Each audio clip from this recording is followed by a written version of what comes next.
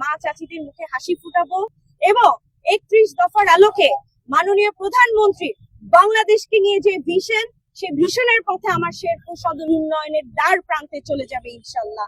আমার আজ যারা এখানে আছে, যারা আমার সামনে আছে, আমার পিছনে আছে, যারা আমার পক্ষে ছিল, যারা আমার বিপক্ষে ছিল নির্বাচনের সময়, আমার বিশ্বাস উন্নয়ন দেখে তারা এক সময় ধানের শীষের প্রতি ভালোবাসায়, তারা ভালোবাসবে ধানের শীষকে এবং বাংলাদেশ জাতীয়তাবাদী দলকে বিশ্বাস করবে। আমরা দেখেছি এবার ত্রয়োদশ জাতীয় সংসদ নির্বাচনে প্রচন্ড রকমের বট বাহিনী দ্বারা হোক, সোশ্যাল মিডিয়াতে হোক, অপপ্রচার চালানো হয়েছে এবং বারবার বিএনপির নেতা কর্মীদের, বিএনপির প্রার্থীর নামে এক দুইটি শব্দ উচ্চারণ করে তাদেরকে চরিতার্থ করার চেষ্টা করা হয়েছিল। কিন্তু মহান আল্লাহ তাআলার অশেষ রহমতে নিরঙ্কুশ বিজয় নিয়ে বিএনপি আজ সরকার গঠন করেছে, আলহামদুলিল্লাহ।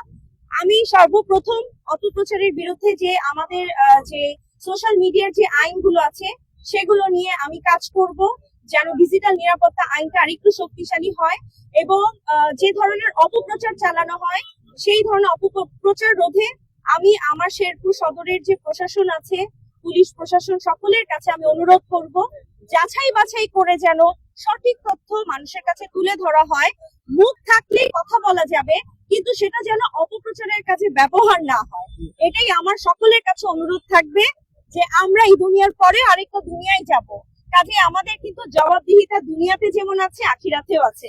কাজেই কাউকে নিয়ে অপপ্রচার নয়, সঠিক তথ্য সকলকে তুলে ধরার জন্য আমি আমার গণমাধ্যম কর্মী সকল ভাই বোনদের কাছে আমি অনুরোধ করব আপনারা সবসময় সঠিক তথ্য তুলে ধরবেন। আমি যদি কোনো ভুল করি আমার ভুলটাও আপনারা তুলে ধরবেন।